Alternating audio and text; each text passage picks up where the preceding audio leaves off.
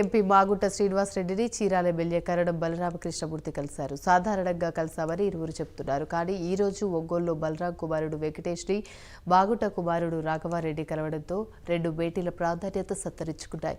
ఈ మధ్యకాలంలో రోడ్డు ప్రమాదంలో గాయపడిన కరణం వెంకటేష్ ని పరామర్శించడం కోసమే రాఘవారెడ్డి వచ్చినట్లుగా తెలుస్తుంది. ఈ మధ్యకాలంలోనే వైసీపీ అధిష్టానంలో సీట్ల లోలి జరుగుతుండటంతో ఏ నాయకుడు కలిసినా అది నియోజకవర్గాల్లో రాజకీయంగా దుమారం లేపుతోంది.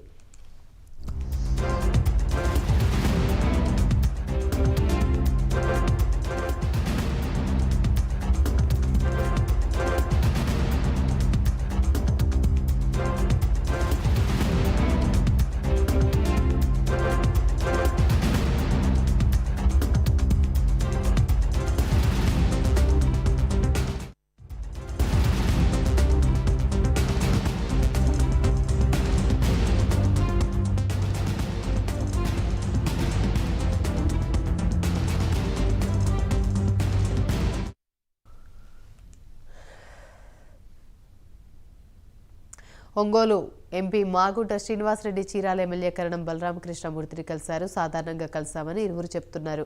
కానీ ఈ రోజు ఒంగోలులో బలరాం కుమారుడు వెంకటేష్ ని మాగుంట కుమారుడు రాఘవారెడ్డి కలవడం రెండు భేటీల ప్రాధాన్యతను సంతరించుకుంది. ఇదే అంశానికి సంబంధించి మరిన్ని వివరాలు మా ప్రతినిధి శ్రీనివాస్ అందిస్తారు. శ్రీనివాస్, చెప్పండి. ఇటీవల కాలంలో వైసీపీలో సీట్లు వెళ్లి కొనసాగుతున్నప్పటి నుండి ఏ నాయకుడు ఎవరిని కలిసినా అది రాజకీయ దుమారంగా చెలరేగుతుంది.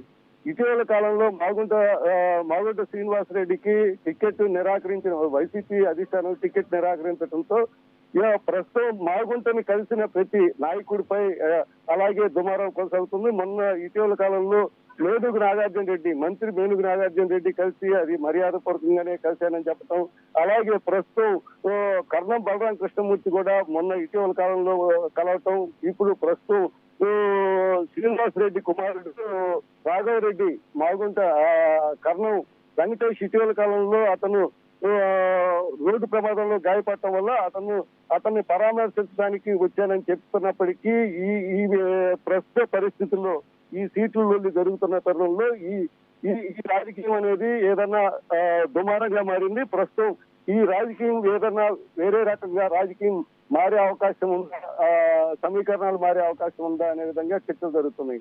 Yamini, right, thank you Srinivas.